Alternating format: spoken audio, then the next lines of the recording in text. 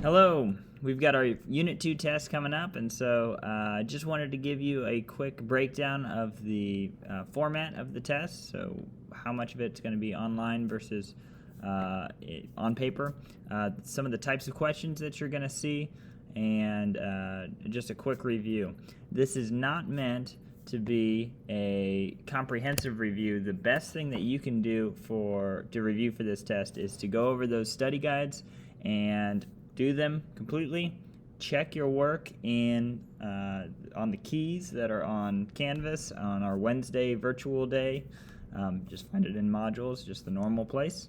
And then on one of those study guides, all the answers are in the back for the multiple choice. Okay. And so check those keys, make sure that you feel confident coming into this test and know how to do everything on those study guides, and you'll put a good one in the books. So here we go. Your breakdown is that 20 points are going to be on Canvas. That's going to be 10 multiple choice questions, and the concepts are going to be these right here. The structure of the atom, that we said that there's protons and neutrons in the nucleus, and that the electrons are buzzing around the outside in these different shaped electron clouds that we learned about: the sphere, the peanut, the double peanut, the flower. And so just the general structure of the atom: protons, neutrons, really small, dense positive nucleus. Pen numbers: be able to solve for proton, electron, neutron. That's what pen stands for: proton, electron, neutron. And so if you're given the charge, be able to solve for electrons. If you're given protons and electrons, be able to tell me the charge. If you're given protons and neutrons, tell me the mass number. Those types of questions. And then finally, the emission of light, really just the basics. The fact that we said that electrons, when they jump to their excited state, that's when they, if we add energy, they jump to their excited state, higher energy levels. And then when they fall back down to their ground state, that's when they emit light. And so they emit electromagnetic radiation. Some of that is in the visible spectrum, so we see that as light. We did the flame test lab where we saw different colors of light, and so that's kind of where we learned about the emission of light. Okay, so our Canvas section, 10 questions, 20 points. Our written part is 40 points. What you can expect to see on that is a pen table, and so be able to fill out a pen table just like the one on your study guide. And be able to solve for average atomic mass.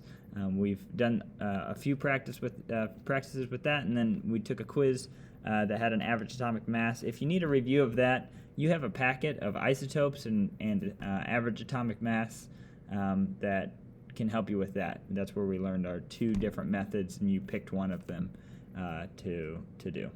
And then electron configurations, orbital notations, and Lewis structures. Those kind of all go together, and so that's what we're talking about there with the arrows and the in the orbital notation. And then I'll show you an example here shortly. And then finally, at the end of your test, you're going to have an ACT passage with 4 questions, and those are all extra credit. And so anything you get is bonus there. Just want to give you a chance to see the ACT and get comfortable with it. And so the best possible score you could get on this test, 64 out of 60. It's a great opportunity for you if you're wanting to bolster your score or improve or whatever. This is just a little table that shows us some of the characteristics of the subatomic particles in the atom. And so we're listing the particle location, the charge, and the mass. Okay. And so some of the highlights here: protons and neutrons are the ones that are found in the nucleus. Electrons are in clouds surrounding the nucleus. The charge: electrons are negatively charged, protons are positively charged, and neutrons are neutral. They don't have a charge. And then finally, the mass. Both protons and neutrons have a mass of 1 AMU. We say that's atomic mass units. And then the electron is very small, 1/2000th of that. When we calculate the mass number for an atom, we just count up the protons and the neutrons. Those are the only ones that have a mass that's big enough to even consider. This first question here says differentiate between mass number and atomic number. Mass number is protons plus neutrons, whereas atomic number is just the protons. The atomic number defines the element. So if you change the number of protons, you're changing the element. And then we have a pen table here. I'm going to put the answers up. You've got a lot of practice with pen tables on your study guide, and so make sure that you feel comfortable with that so you can easily fill that out as soon as you see it on your test. Just a few of the things to remember. First of all, this EU symbol, europium, this is where you have the symbol and then a dash and the number. That is the mass number. Some people think it's a charge. That would be way too big of a charge, -151. No, this is just a way that we write different isotopes of an element. And so in this case, it's the mass number. And you can see that here, that our mass number is 151. The atomic number is just from the periodic table. You look up the element, that's the atomic number, which is always the same as the number of protons. In order to solve for neutrons, you need the mass number. Or to solve the mass number, you need the neutrons.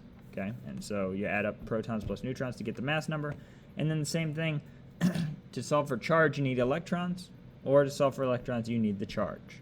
And so the way you do that, the charge is the balance of protons and electrons. If the charge is 0, you have the same number of protons and electrons. If the charge is positive, you have more protons than electrons.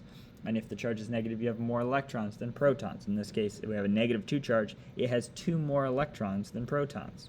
So I just look at the protons and say, okay, what is 2 more electrons than that? 18. Here, I've +2 charge. I can't change the protons without changing the element.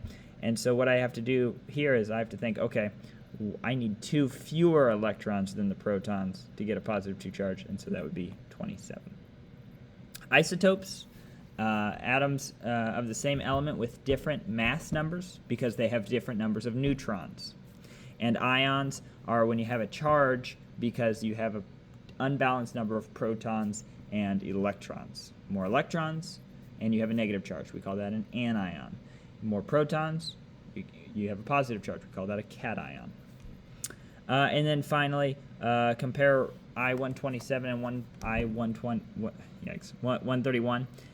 The protons and electrons are the same because they have the same element and they have the same charge, which is no charge. And then the neutrons are different. I-131 has more neutrons, has 4 more neutrons, because what we're showing there is the mass number. Okay?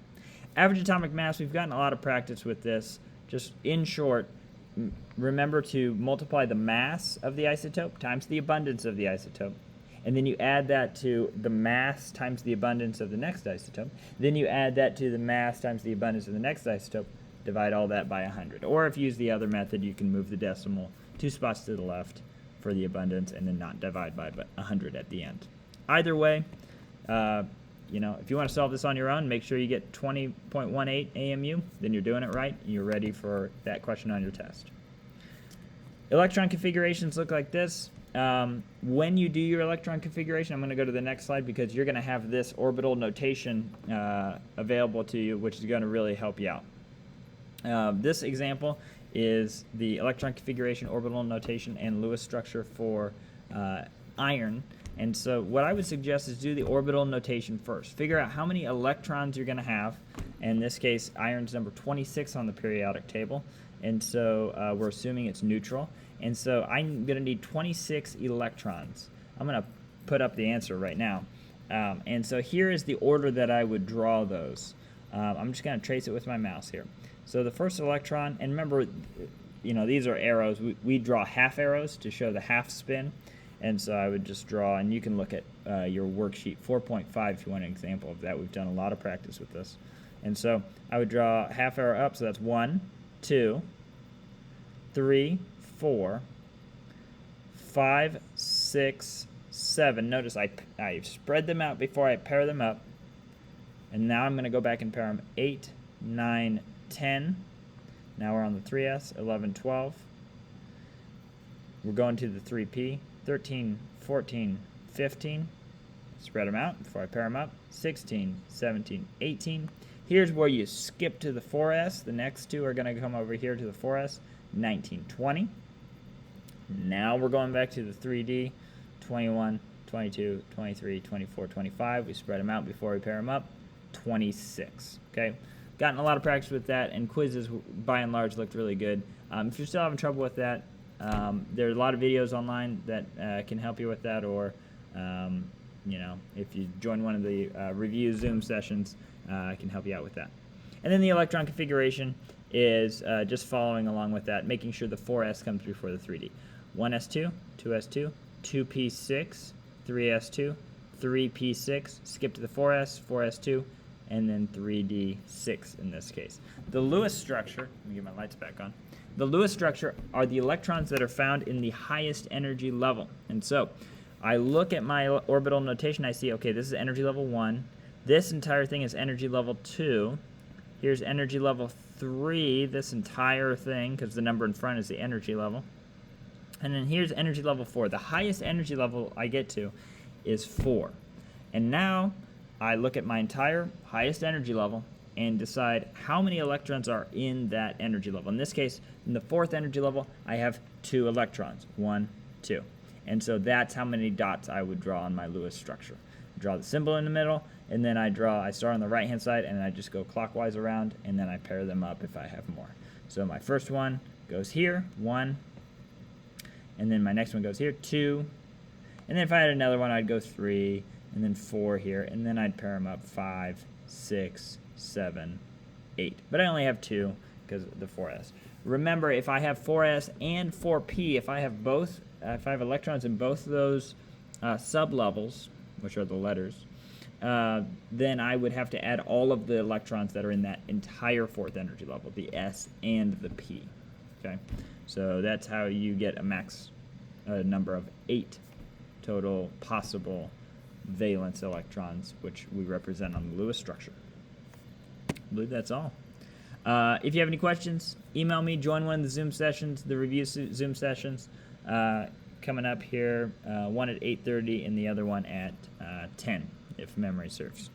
And so that'll be good. It'll be a good experience for you on our Unit 2 test, and I look forward to seeing you next time in class. We'll see ya.